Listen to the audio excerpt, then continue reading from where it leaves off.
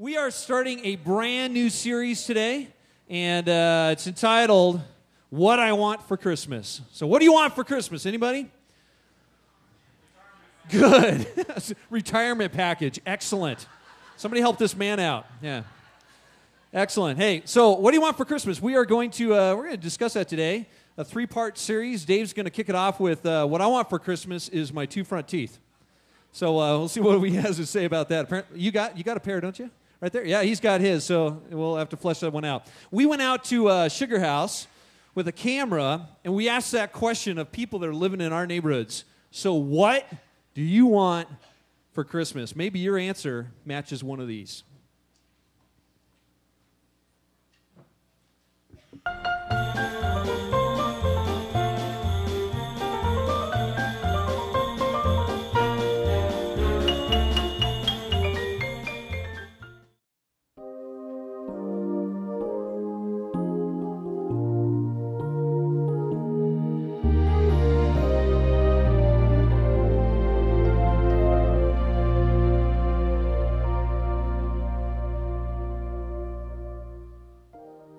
Healthy children and a happy family, I guess, is what I hope for. For my daughter's back surgery to turn out all right, and for her to get into the college she wants to get into. A new baby. Health and safety for every member of my family. Right now I'm trying to get in dental school, so it'd be nice to get in there. It's my daughter visiting me would mean more than anything. Peace for our family because we're going through a divorce and it's what we need in our family. I've had a really rough year, so it'd be nice to just not have to worry so much. To find whatever it is I'm looking for. Inner peace and joy. Yeah. I want my brother to be cured of cancer. That's all that matters. So. I guess just my kids remain healthy and have a good life. That's kind of silly, but it's kind of a hope. So.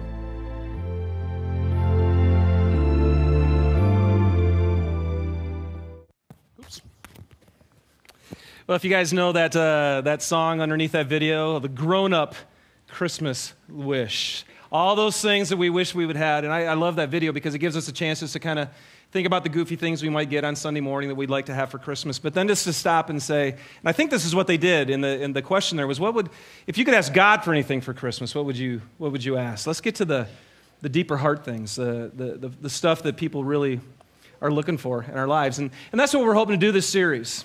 And even today, is just help us to stop and think about there are things that we need and there are things that we want in our life.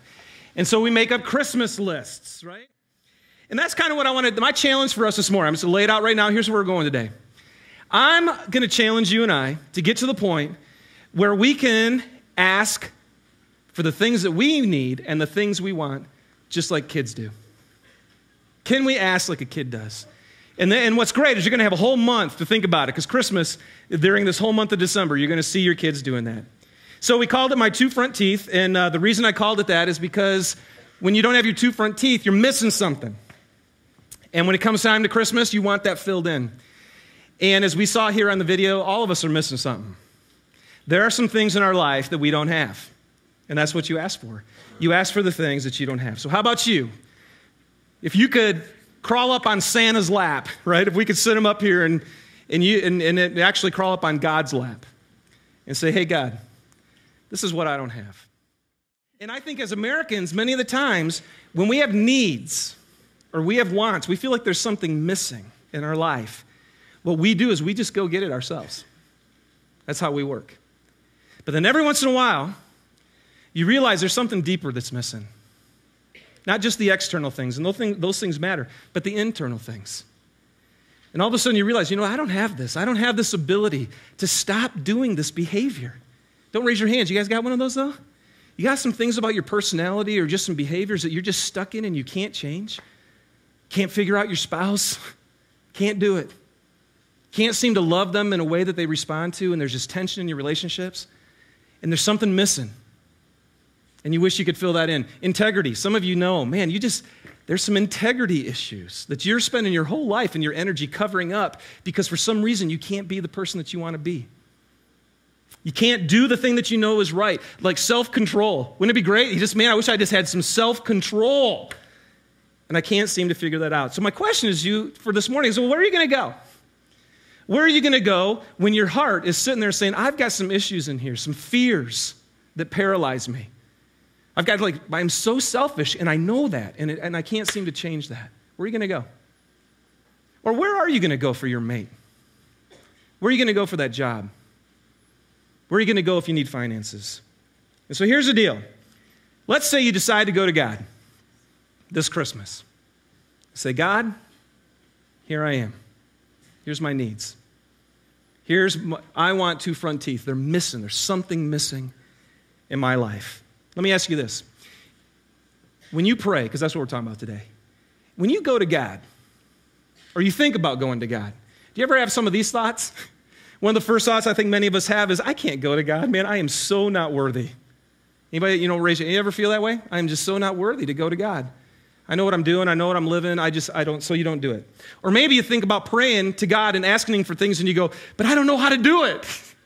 I don't know how to pray. Maybe you grew up in a situation where you had to follow a certain rote way to do it, or you're not sure you're going to use the right words. And because prayer seems like this huge, big, crazy thing, you just don't do it. For some of you some of you think that God's just too busy or He's not interested, that your stuff isn't a big enough deal to go to God with.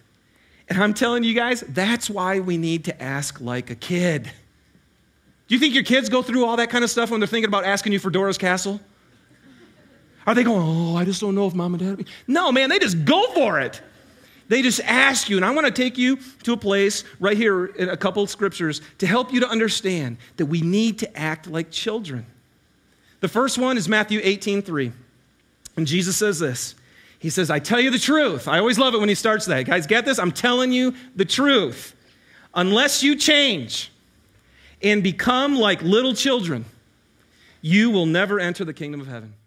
I was thinking about that, and I just thought, can you imagine how the disciples felt?